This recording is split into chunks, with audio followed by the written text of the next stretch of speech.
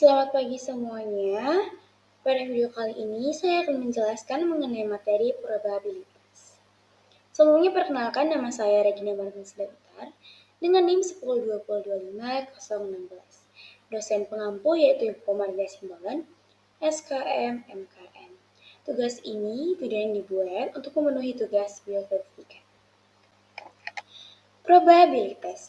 Probabilitas merupakan suatu konsep dalam statistika yang digunakan untuk mengukur tingkat kemungkinan terjadinya suatu peristiwa. Dalam kehidupan sehari-hari, probabilitas sering digunakan untuk membantu pengambilan keputusan berdasarkan ketidakpastian. Nilai probabilitas berkisar antara 0 hingga 1, di mana nilai 0 menunjukkan bahwa suatu peristiwa tidak mungkin terjadi, sedangkan nilai 1 menunjukkan bahwa peristiwa tersebut pasti terjadi. Dengan rumus PA sama dengan NA per NS. Keterangannya, PA adalah probabilitas kejadian A, NA adalah jumlah kejadian yang diinginkan, NS adalah jumlah seluruh kemungkinan kejadian. Distribusi probabilitas. Distribusi probabilitas adalah cara menggambarkan penyebaran peluang per suatu variabel acak. Distribusi ini menunjukkan kemungkinan munculnya setiap nilai yang mungkin dari suatu variabel. Dalam statistik, distribusi probabilitas digunakan untuk memahami pola data dan membantu membuat prediksi berdasarkan data penelitian. Pada bidang kesehatan, distribusi probabilitas bermanfaat untuk menganalisis data pasien, melihat pola penyakit, dan menentukan risiko kesehatan. Jenis-jenis distribusi probabilitas. Yang pertama, distribusi diskret. Distribusi diskret digunakan untuk variabel yang memiliki nilai tertentu dan dapat dihitung secara jelas. Yang pertama adalah distribusi binomial. P, buka kurung X sama dengan K sama dengan NK, P pangkat K kali 1 kurang P, buka tutup kurung N kurang pangkat N kurang K. Keterangannya, NK adalah N faktorial per X faktorial kali N kurang X faktorial ataupun kombinasi. P adalah probabilitas sukses per percobaan, 1 kurang P ataupun Q adalah probabilitas gagal. Yang kedua, distribusi Poisson. P, buka kurung X sama dengan K sama dengan lambda K pangkat K, E pangkat minus lambda per K faktorial. Keterangannya, P, buka kurung X sama dengan probabilitas kelas sukses, mu ataupun lambda adalah rata-rata keberhasilan sama dengan N kali P. X adalah banyaknya unsur berhasil dalam sampel atau variabel random discrete. E adalah konstanta yaitu 2,7182. N jumlah ukuran populasi, jumlah ataupun ukuran populasi, dan juga T yaitu banyaknya satuan waktu. Yang kedua, distribusi kontinu. Distribusi kontinu digunakan untuk variabel yang memiliki nilai dalam rentang tertentu. Yang pertama, distribusi normal. Fx sama dengan 1 per sigma akar dari 2V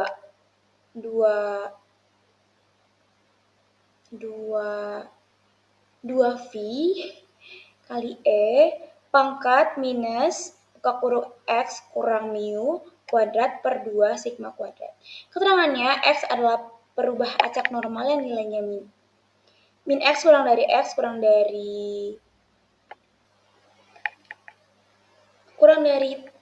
tak hingga. Mu adalah rata-rata, sigma adalah standar deviasi, N adalah konstanta yang nilainya 3,14159, E adalah konstanta yang nilainya 2,72828. Itu bukan N tapi V. Fx adalah fungsi kepadatan peluang. Yang kedua, distribusi uniform adalah rumusnya adalah Fx sama dengan 1 per B kurang A untuk A kurang sama dengan X kurang sama dengan B. Keterangannya, Fx adalah fungsi kepadatan probabilitas, X adalah variabel acak kontinu, A adalah batas bawah rentang, dan B adalah batas atas rentang. Jenis distribusi probabilitas yang ketiga adalah distribusi gabungan. Distribusi gabungan digunakan untuk menganalisis dua ataupun lebih variabel secara bersamaan. P kali A irisan B sama dengan peluang A dan B terjadi bersamaan.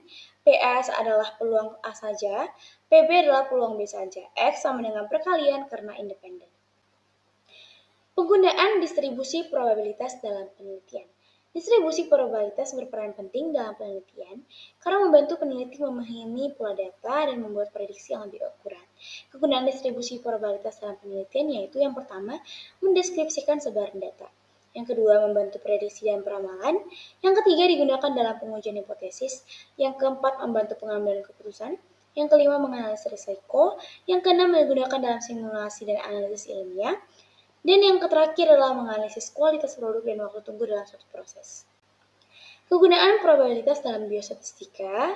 Probabilitas memiliki berbagai kegunaan dalam bidang biostatistika, antara lain adalah membantu pengambilan keputusan, memprediksi kejadian kesehatan, menganalisis data penelitian, dan juga pengujian hipotesis.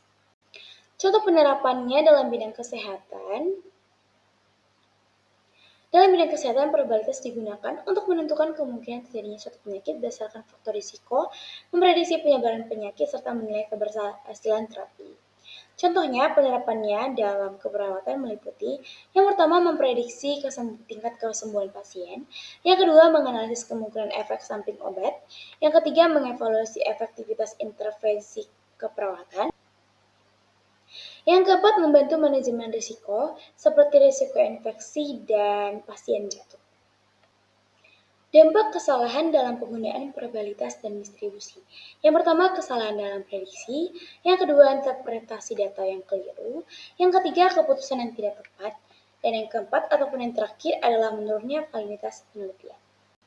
Soal latihan, di unit rekam medis sebuah rumah sakit terdapat total 250 berkas rawat pasien rawat jalan. Setelah dilakukan audit internal, diketahui bahwa 75 berkas diantaranya mengalami keterlambatan dalam pengembalian.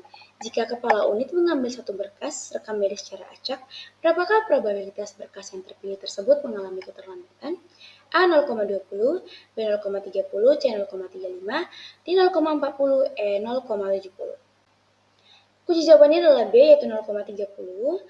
Mengapa? Karena berdasarkan rumus probabilitas dasar adalah PA sama dengan NA per NS. Jumlah kejadian yang diinginkan adalah berkas terlambat, NA-nya sama dengan 75. Total seluruh kemungkinan kejadian total berkas adalah NS, yaitu 250. Maka PA sama dengan 75 per 250 sama dengan 0,3. Jadi peluang terpilihnya berkas yang terlambat adalah 0,30% ataupun 30%. Soal latihan yang kedua, berdasarkan data evaluasi SIM-RS, Sistem Informasi Manajemen Rumah Sakit, peluang seorang petugas rekam medis menginput kode diagnosis dengan tepat dan valid adalah 0,85.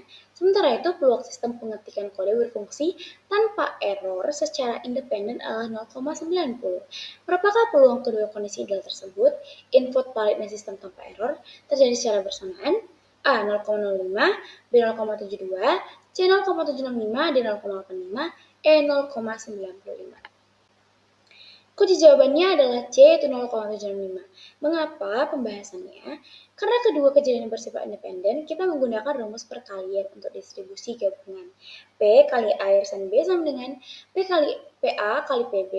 PA-nya adalah input valid sama dengan 0,85. PB-nya adalah sistem tanpa error, yaitu 0,90. Maka kita masukkan sesuai rumus, maka sama dengan 0,85 dikali 0,90. Sama dengan 0,765. Jadi peluang keduanya terjadi bersama adalah 0,765 atau 76,5%. Yang ketiga, rata-rata kesalahan input data yang dilakukan oleh petugas di bagian pendaftaran adalah lambda sama dengan 1 kesalahan per hari. Jika pola kesalahan ini mengikuti distribusi Poisson, berapakah peluang terjadinya tepat 2 kesalahan dalam suatu hari kerja tertentu? Yang diketahui nilai E pangkat minus 1 sama dengan 0,3679. A 0,1839, B 0,3679, C 0,5000, D 0,7358, dan E 0,2241. Kunci jawabannya adalah A 0,1839. Pembahasannya, rumus distribusi Poisson untuk menghitung peluang tepat kejadian adalah P, 2 X sama dengan K sama dengan lambda pangkat A, kali E pangkat minus lambda per K faktorial. Yang diketahui adalah rata-rata kejadian, yaitu lambda sama dengan 1. Yang kedua, jumlah kesalahan yang dicari ataupun K sama dengan 2. E pangkat min 1 sama dengan 0,3679.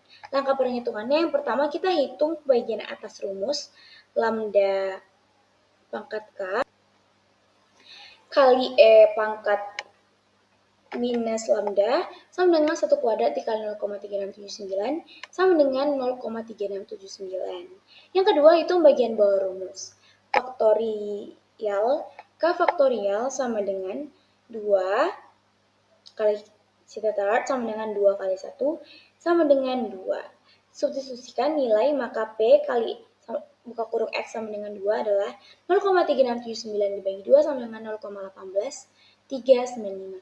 Jadi peluang terjadinya tepat dua kesalahan dalam sehari-hari adalah sekitar 0,1839 ataupun 18,39%. Tidak terasa kita sudah sampai di akhir slide. Semoga apa yang tadi saya jelaskan dalam video ini dapat dimengerti dan juga dipahami dan dapat dijadikan pembelajaran. Sekian yang dapat saya sampaikan. Terima kasih.